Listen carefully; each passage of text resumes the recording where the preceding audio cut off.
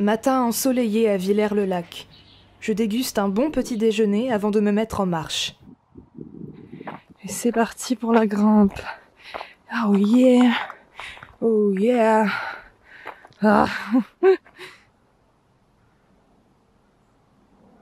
Je pars un peu tard ce matin. Bon, un peu vite fait, il est 10h30, quelque chose comme ça. Parce que là, j'ai bien pris le temps. J'étais dans une super boulangerie dans le centre-ville de Villers-le-Lac. Le pain est très très bon. Donc j'ai pris un bon petit déj qui fait plaisir. J'ai fait des courses. Donc là, mon sac est pas mal lourd parce que ma poche à eau est remplie à fond. Le cycliste, il me l'a rempli à fond, donc c'est plus de 2 litres. Plus un tout petit peu d'eau dans notre bouteille d'eau aussi. J'ai acheté également, ça faisait un moment que je voulais m'en procurer, mais j'en trouvais pas, des flocons d'avoine. Mais du coup, il y avait que des paquets de 500 grammes. Voilà. Et puis je me suis racheté encore de la bouffe et tout. Des trucs qui pèsent un peu lourd, mais c'est vrai que moi j'aime bien manger des fruits et des légumes frais, vraiment. Je me fais ce plaisir-là. Donc j'ai un peu de fruits et de crudités. Et j'ai du houmous aussi. Il y a du houmous. C'est pareil, j'en trouve pas systématiquement en rando. Donc c'est cool. Voilà, mais mon sac est plus lourd. Journée, je pense, pas mal sportive, hein, comme toutes les journées dans la grande traversée du Jura. J'aurais dû faire la grande traversée de la Beauce. Je me serais plus emmerdée, je pense. No offense, hein, la Beauce, mais bon. Voilà, c'est tout, j'ai rien d'autre à dire de très intéressant, hein, finalement. Ma voix off est souvent plus intéressante que moi qui est en train de parler quand je marche. Sauf si j'ai une réflexion en particulier. Ceci dit, j'en ai une que je vous partagerai plus tard. Allez, je vous retrouve. À ma pause déj peut-être.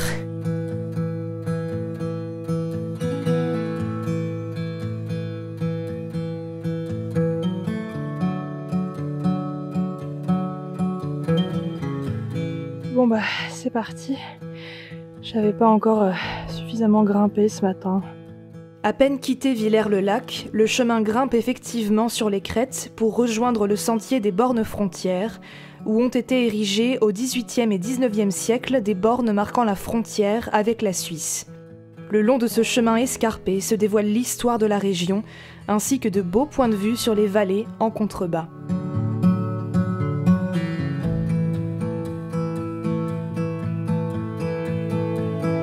Et me voilà repartie. J'ai bien mangé. Je me suis bien étirée, j'essaye de bien m'étirer à chaque pause que je fais. C'est une habitude, je me tire tous les jours et vraiment, voilà. Donc j'essaye de le faire un max quand je randonne. Et donc, je voulais vous partager les petites réflexions. Je vous avais promis ce matin, c'est rien de transcendant, hein. Mais c'est juste que j'ai remarqué que quand on randonne longtemps, même à la journée, on rentre, en tout cas pour ma part, mais je sais que je suis pas la seule, dans une espèce d'état méditatif.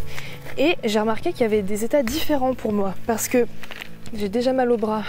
Quand je randonne sur un chemin, bon par exemple, là c'est un chemin pour le moment facile, pas technique du tout, pas très pentu, rien. Quand je marche en silence, très souvent mon esprit vagabonde pas mal, j'ai des idées, je pense à des gens, des choses, et ça part un peu dans tous les sens, mais tranquille. Parfois ça m'aide aussi à résoudre certains problèmes, ou à trouver des idées créatives. C'est très chouette.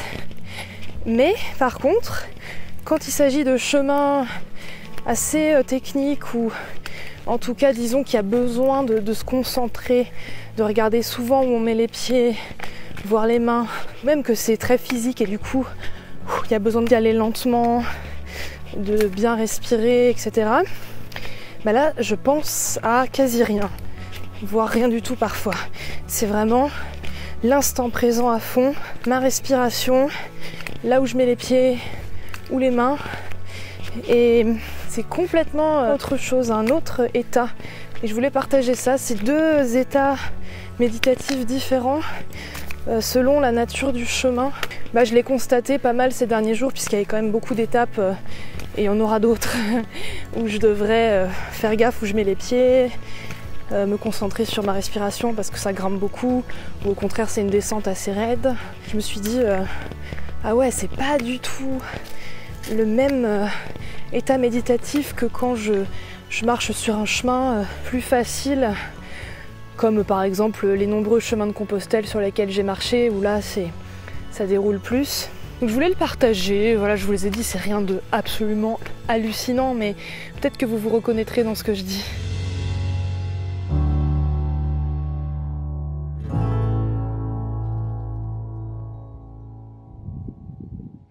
Là, je suis en train de kiffer ma vie, en fait. Je me tape des routes sous le soleil cuisant depuis un bon moment. Des fois, je me dis, mais à quoi ça sert qu'il y ait des GR, hein? On peut tout faire en voiture. Je suis vraiment bête de marcher quand même. Bon, vous avez compris que je plaisante. Après un après-midi écrasé de soleil, j'arrive au joli hameau des Saignes, où je trouve un providentiel robinet d'eau potable. Les points d'eau restent rares sur la GTJ. Puis je trouve une autre cabane de douanier, semblable à celle de Chamsol, juste à côté d'un centre équestre. C'est bien trop tentant d'y rester. Bon, j'ai élu mon endroit pour la nuit, une deuxième cabane des douaniers, dans le petit village de Saignes, des Saignes, pardon. C'est un très chouette cadre. Je suis entourée de chevaux, donc ils vont faire des bruits, je pense, pendant la nuit, et en fait je trouve ça très cool, donc tant mieux, faut juste pas que ça me surprenne trop, parce qu'ils sont vraiment juste à côté. C'était très chouette, le robinet, mais alors, oh là là, l'eau potable en plein milieu du hameau, incroyable. Et franchement, il était indiqué nulle part, donc je savais pas du tout qu'il y en avait un. Donc ça, c'est providentiel, vraiment. Donc j'ai pu faire toute ma toilette, lessive. Non, mais là, de toute façon, j'allais pas plus loin, puisque sur quasi 10 km, il y a rien. Et j'étais morte, déjà, j'étais crevée, donc oh là là, non, je préfère largement m'être arrêtée ici. En plus, il y a une chambre d'hôte, et j'ai discuté avec l'une des personnes qui logeait dans cette chambre d'hôte. Elle était avec son chien, du coup on a beaucoup parlé, c'était super sympa. Il y a d'autres locataires de la chambre d'hôte qui sont venus, j'ai parlé un peu avec tout le monde, donc ça me semble être un petit hameau hyper sympa avec des très jolies maisons, des enfants, voilà, donc c'est un lieu dans lequel je me sens très bien. Je reste là pour la nuit, franchement, super plan et super cabane.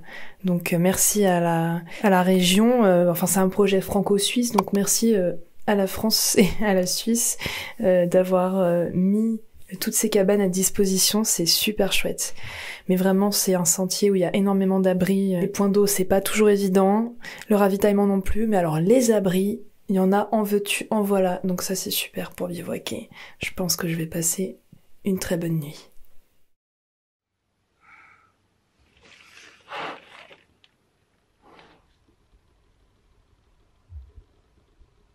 Qu'est-ce qu'elle fait là, elle? Elle dormit là? Bizarre ces gens qui dorment dans des cabanes alors qu'on peut dormir dehors dans les prés. Tout simplement. Franchement, si les chevaux pouvaient parler le langage humain, je suis sûre qu'ils auraient dit quelque chose de ce genre. Non ?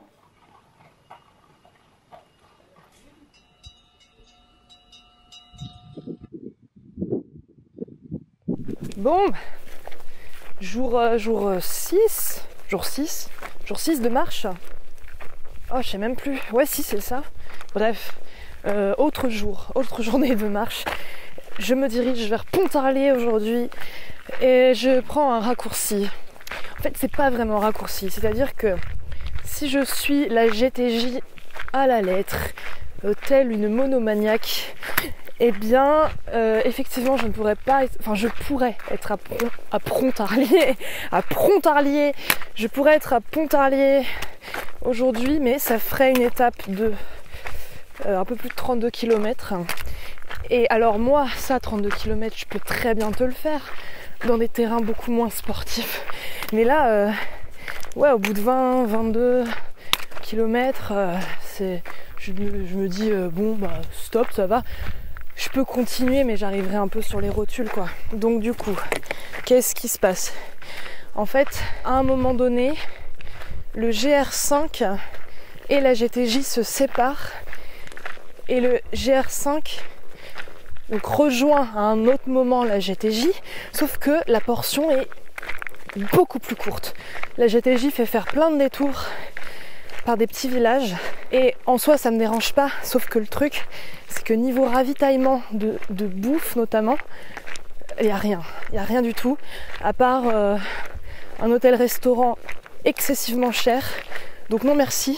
Du coup c'est pour ça que j'ai pris la décision de, à un moment donné, oh là là mon dieu, dévier de la GTJ pour prendre le GR5, mais qui est vraiment plus court.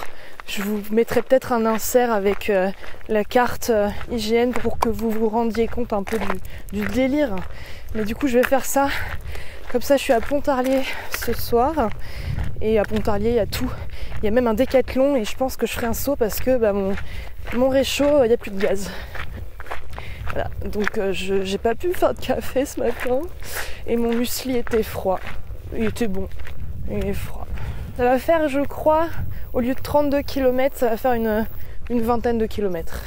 Genre 23, un truc comme ça. Donc rien à voir, quand même quasiment 10 km de moins quoi. Go!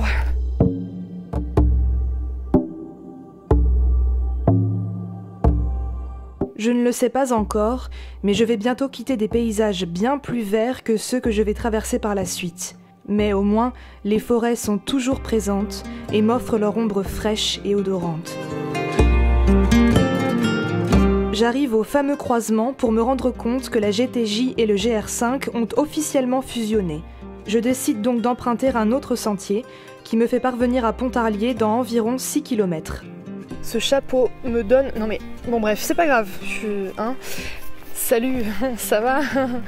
Bon alors, du coup vous avez vu, j'arrive à Pontarlier dans 6 km à peu près. Alors à Pontarlier, je vais y rester parce que j'ai des courses à faire. J'ai une bouteille de gaz à racheter pour mon réchaud parce que là c'est bon, elle est vide. Donc il y a un décathlon à Pontarlier, ça tombe très bien. Purée mais c'est pas possible, bon allez hop c'est bon, j'assume pas, voilà. Salut. Bon allez donc dans 6 km j'y suis normalement. Ça a l'air joli d'ailleurs Pontarlier, je suis contente d'y rester. Regardez où mon chapeau il a fini là. Toujours la classe en toutes circonstances. Toujours. C'est mon maître mot. Pas du tout. Promesse tenue. Le chemin me fait rapidement arriver à Pontarlier, après m'avoir fait passer par des endroits très, disons, ensoleillés. Une fois en ville, je décide de m'installer dans une auberge de jeunesse. C'est l'un de mes plaisirs quand je dors dans une agglomération plus conséquente. Délaisser mon gros sac de rando et me balader en toute simplicité dans les rues, le nez en l'air, sans me préoccuper de rien. Me voilà arrivée dans une auberge de jeunesse à Pontarlier. Comme là je suis toute seule dans mon dortoir, j'en profite pour filmer. Donc je vais pas blablater 3000 ans. J'ai fait des courses pour ce soir, et puis j'en ferai pour demain. J'ai pu me racheter une cartouche de gaz. Donc voilà, je vais de nouveau porter du poids en du poids en plus, ouais voilà, vous l'avez entendu. J'ai fait un petit tour dans Pontarlier en écoutant de la musique parce que ça me plaît beaucoup de faire ça. Quand j'arrive dans une ville et que je m'arrête là, j'aime bien visiter en écoutant de la musique. J'aime beaucoup écouter de la musique et c'est vrai que j'écoute pas de musique quand je randonne parce que je déteste ça. Mais dans une ville, ça me dérange pas du tout et j'aime bien. Et ça peut me manquer un peu la musique, donc voilà, du coup j'ai fait ça. Et d'ailleurs, je vous montre juste, j'ai amené avec moi un petit sac comme ça qu'on trouve à Decathlon. En fait, c'est un sac à dos et pliable et ça donne un petit truc comme ça à mettre dans le plus gros sac. Et c'est hyper pratique, je trouve, quand on veut faire des courses ou simplement se balader en ville en ayant un sac. Et le fait que ce soit un sac à dos, je préfère. Parce que j'avais la même chose en bandoulière et je trouve que c'est moins pratique. Donc voilà, ça se trouve à Decathlon ou peut-être dans d'autres grandes enseignes de sport. C'est très cool. Je vais m'étirer, je vais dîner, je vais peut-être me rebalader dans Pontarlier si j'ai la motive. Sinon, je vais dodoter. À demain, à bientôt.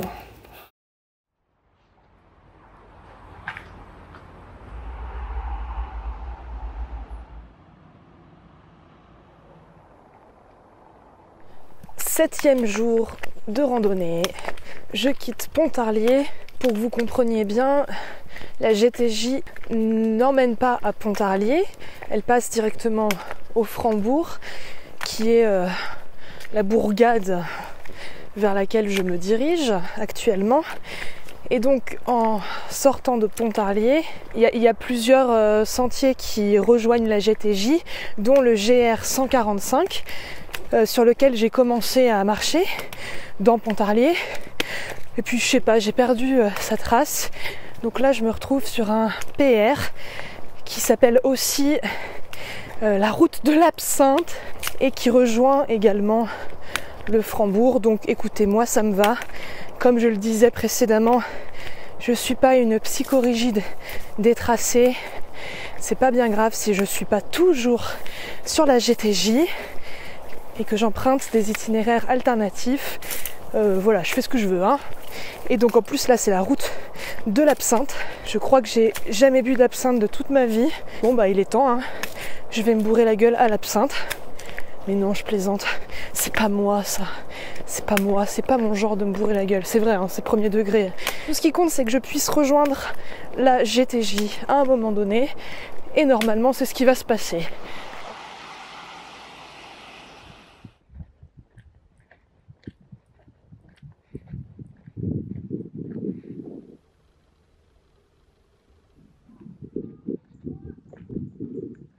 Vous devez vous demander pourquoi je marche sur une départementale. En fait, le PR par lequel je suis passée est supposé traverser un pont, le pont des Rosiers, et donc rejoindre la GTJ sur l'autre rive. La GTJ est sur l'autre rive, sauf que ce pont est en travaux. Ils sont en train de le reconstruire entièrement en fait, donc il n'y a plus de pont. Du coup, je suis obligée de passer par là, il n'y a pas d'autre moyen que de contourner le PR. Bonjour, je n'ai pas d'autre choix que de passer par cette départementale et je pourrais traverser bien plus loin un village qui s'appelle La Beurrière, je crois. Et donc là, je pourrais rejoindre la GTJ à partir de ce village-là. Un randonneur qui allait dans l'autre sens m'a... Purée, il y a une mouche qui m'attaque. Un randonneur qui allait dans l'autre sens m'a prévenu qu'il y aurait à peu près 4 ou 5 km de route comme ça. Honnêtement, je m'attendais à quelque chose d'assez horrible. Et en fait, non, vous avez vu, la route, elle est déserte. Il n'y a personne dessus. Et franchement, le cadre est super joli. Il y a une brise qui souffle, c'est agréable. Donc franchement, ça va. C'est l'aventure, voilà, c'est aussi ça. Putain, il y a une mouche, elle a décidé qu'elle me kiffait. Il y a une mouche, elle a décidé qu'elle me kiffait, que j'étais sa pote. Bon bref, c'est aussi ça l'aventure. Voilà, c'est pouvoir devoir s'accommoder avec certaines choses qu'on ne pouvait pas prévoir. Et finalement, c'est pas si mal. C'est pas si mal, une route pour moi toute seule comme ça.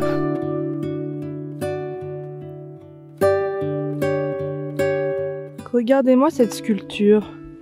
Un cœur. Eh ben, si j'avais marché sur la GTJ, est-ce que j'aurais vu ça? Eh ben non, messieurs, dames. Je l'aurais pas vu. Et là, c'est un blocos. Eh ben ça non plus, je l'aurais pas vu si j'avais marché sur la GTJ. Hey. Je finis par retrouver la GTJ, pour la quitter rapidement, quand j'aperçois le lac de Saint-Point et ses belles eaux turquoises. Par une telle chaleur, ça me fait trop envie. Alors je me détourne une nouvelle fois de la GTJ pour aller sur ses berges. Henry David Thoreau disait « Un lac est le trait le plus beau et le plus expressif du paysage. C'est l'œil de la terre, où le spectateur, en y plongeant le sien, sonde la profondeur de sa propre nature. » Autant vous dire que ça va pas être facile de quitter cet endroit. Je viens de faire une super grosse pause, vous avez vu. J'ai fait de l'aquarelle, j'ai passé un bon moment, les mollets dans l'eau. Il y a des poissons qui venaient me faire des bisous sur les pieds pour manger mes peaux mortes. C'est trop cool, ça fait un bien fou parce que n'empêche que j'ai traversé beaucoup d'endroits très secs avec peu de ruisseaux, rivières, cascades, tout était asséché. Bon, il y a eu tout le long du Doubs qui était super, mais c'est vrai que de voir un lac grand comme ça, avec des gens qui font du bateau, qui se baignent, j'ai pas l'impression, il y a une plage de l'autre côté. En tout cas, il y a pas mal d'activités nautiques et l'eau est très très bonne. Je vais me retremper les pieds une dernière fois et puis ce sera déjà super. Mais voilà, c'est dur là. Mais c'est ça aussi la rando, c'est pas juste marcher quoi, c'est profiter de ce qu'il y a autour de soi, des paysages, et puis s'il y a un super lac comme ça. La grande traversée du Jura, que j'ai déviée, du coup là je suis à un sentier de découverte comme ils appellent. La grande traversée du Jura ne fait pas passer par autour du lac, elle longe le lac mais sur les hauteurs. Donc ok, on doit avoir un super point de vue sur le lac, mais pardon, mais moi quand je vois un lac comme ça, j'ai envie de le voir d'en bas, hein, pas d'en haut. Donc c'est pour ça que j'ai fait tout ce détour, mais je peux rejoindre la GTJ un peu plus loin à Malbuisson, mais en faisant le tour du lac par le bas. Et franchement je préfère, hein, surtout qu'il fait chaud, donc voilà. Je regrette pas du tout, c'est trop beau. Ouais, là je vais repartir, je me retremper un peu et puis hop, gigot. Un peu à regret. Non mais ça va aller, ça va être super la suite. Allez. Difficile de quitter ces eaux paisibles, cet air plus frais, cette ambiance de vacances. J'aurais envie de me prélasser encore, de laisser les heures couler, les paupières closes. Mais le soleil rejoint l'horizon. Je grimpe à nouveau dans les hauteurs. La nuit sera belle. Je veux bivouaquer à la Belle Étoile ce soir. Trouver le lieu pour contempler la voûte céleste, dans le silence des montagnes. Pas de cabane, pas d'abri. Rien entre le ciel et moi-même.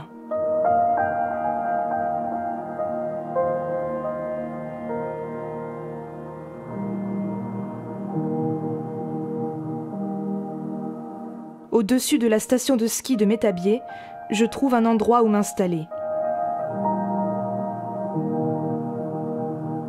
Vue sur la vallée, soleil couchant, lueurs orangées.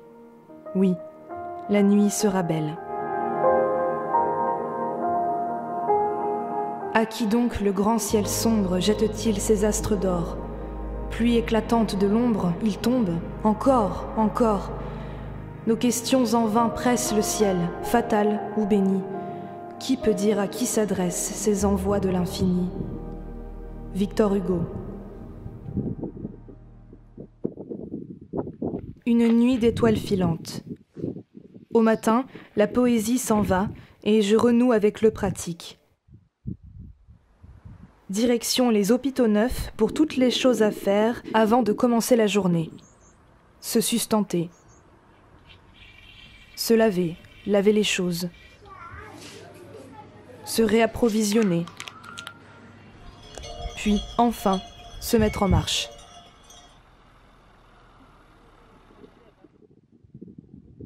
Randonnée sur la GTJ, grande traversée du Jura. Voilà, il y a le vent qui souffle mon chapeau. Jour 8. J'ai passé une bonne nuit de bivouac. J'ai pas énormément dormi, mais c'était pas dû aux conditions. C'est moi qui avais un peu mal au bide parce que je vais avoir mes règles, voilà, donc forcément. Et oui, il y a ça à prendre en compte. J'étais très contente de dormir à la Belle Étoile. C'est la première fois que je le fais sur ce chemin depuis le temps, parce que à chaque bivouac j'ai dormi sous un abri. Donc voilà, ça change. Et là je me dirige vers le Mont d'Or, le même nom que le fromage. Je crois que je sais même pas à quoi ça, quel est le goût du truc. Je mange pas de fromage, j'en mange. Enfin si, quand j'ai pas le choix, si je veux un peu une dose de protéines en rando et qu'il n'y a pas d'alternative végétale, mais sinon j'en mange pas. J'ai jamais été hyper fromage en vérité, à part les fromages de chèvre, mais on s'en fout, c'est pas de ça dont je voulais parler. En fait, je voulais dire que je trouve que c'est toujours long avant de me mettre en route, parce que en fait j'adore l'hygiène, vous voyez. Donc là, après ma nuit de bivouac, quand je suis arrivée aux hôpitaux neufs, qui était le village pas loin, je suis allée dans les toilettes publiques, je me suis fait une toilette vite fait, j'ai pris mon petit déj. Ensuite, je suis allée au cimetière de l'église, parce que dans les cimetières, il y a très souvent un robinet d'eau potable. Une mouche qui m'aime. J'ai fait la vaisselle, j'ai fait la lessive de mes vêtements. de la veille que j'avais pas pu faire hier parce qu'il n'y avait pas de point d'eau là où j'étais. Je me suis brossé les dents. Ensuite, il a fallu que j'aille faire des courses et donc aller dans un supermarché un peu en dehors du centre-ville. Les courses faites, je me microtte. Je mets mon micro pour que vous m'entendiez. Gna gna gna gna gna. Et après, je suis partie. En soi, je pourrais être une grosse dégueulasse. Hein, et pas me laver, mais bof. Hein. Je sais pas, moi, j'aime bien la propreté. J'aime bien me sentir propre. Donc si j'ai de quoi me laver, même succinctement, et ben je le fais. Donc forcément je mets du temps à décoller. Mais en même temps je m'en fous. Je fais ce que je veux. C'est quoi cet énorme sèche-cheveux là?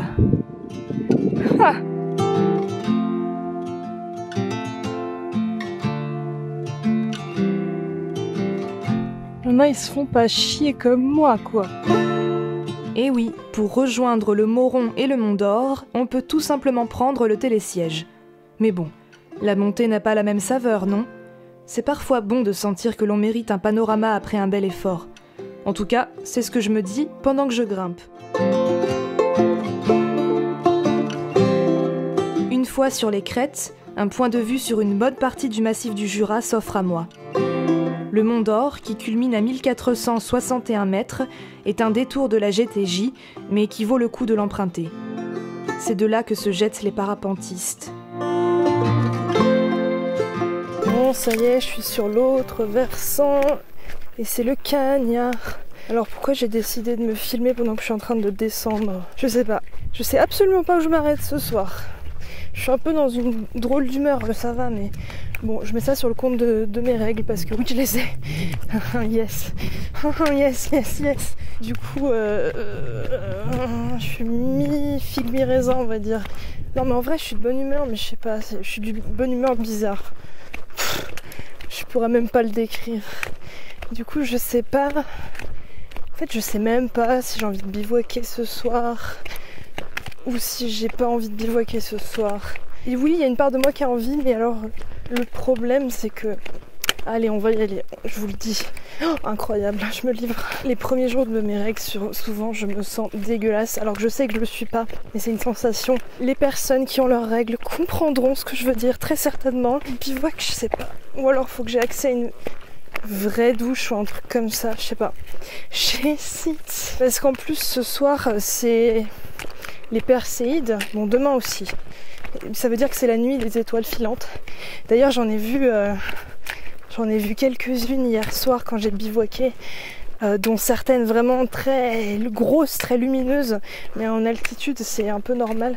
Mais j'étais trop contente, j'ai fait plein de vœux d'abord. Là oui, j'avais bien envie de dormir dehors aussi pour de nouveau avoir un ciel étoilé au-dessus de ma gueule. Je vise Mout, je vais à Mout, et puis je verrai en fait. C'est dans une dizaine de kilomètres encore. Voilà, tranquille. Est-ce que c'est intéressant quand je dis tout ça, vraiment? Heureusement que j'ai mes voix off, hein. C'est pour ça que j'en rajoute aussi, moi. Pour moi, le récit, c'est important. J'essaye d'apporter des choses. Mais c'est vrai que quand tu randonnes comme ça, c'est pas toujours très intéressant ce que t'as à raconter. Ou alors si, il y a plein de trucs intéressants qui me viennent à l'esprit, mais quand je veux sortir ma caméra, j'ai déjà oublié. Bon, ben voilà. Donc je m'en tiens au factuel, au pur factuel, mais c'est vrai que c'est pas ce qui m'intéresse le plus. Donc c'est pour ça que je rajoute de la voix off, tu vois, parce que j'ai plus de recul. C'est un peu plus littéraire.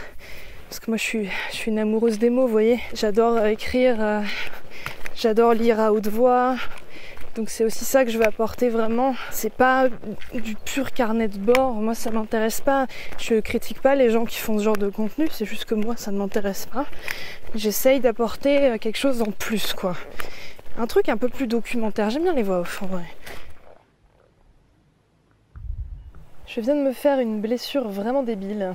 Regardez-moi ça, un pansement de fortune qui colle à moitié pas bien. En fait, j'ai glissé sur une des échelles qui permet de pénétrer dans un pré ou d'en sortir. Il y a des fils de fer barbelés, puis il y a des passages comme ça. Alors ça varie selon, je sais pas, le fermier ou les moyens. Là, c'était une échelle vraiment de métal avec les barres rondes. Et en fait, moi, mes sandales, j'ai pas encore parlé de mes sandales de marche, mais en gros, ce sont des nouvelles sandales, mes anciennes de marque Teva, qui étaient très bien, ont rendu l'âme. Et je voulais les mêmes, sauf que j'étais en rupture de stock avec ma pointure. Donc du coup, je me suis procuré des sandales un peu premier prix à Decathlon, qui font très bien le taf, mais qui sont quand même moins adhérentes que mes précédentes sandales et que des chaussures de randonnée. Et donc sur ce genre de truc, je glisse quoi. Là, c'était un passage entouré de buis, parce que d'habitude quand je grimpe ça va, ouais, la luminosité arrête pas de changer, pardon, quand je grimpe ça va, et après quand je descends, en fait je m'arrange pour pas descendre l'échelle, je saute sur le côté, sauf que là, comme l'échelle était entourée de gros buis, je pouvais pas contourner la descente, du coup je l'ai emprunté et je me suis royalement cassé la gueule, et donc je me suis blessée. Rien de grave, mais je me suis pas loupée quand même.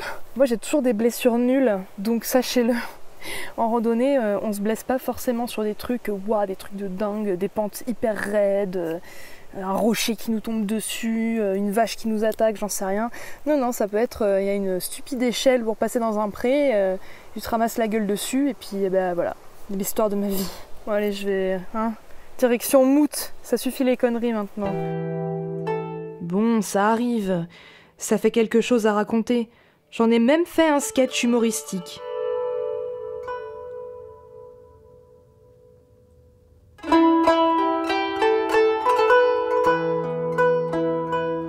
J'arrive à la source du Doubs, charmante, mais bien basse.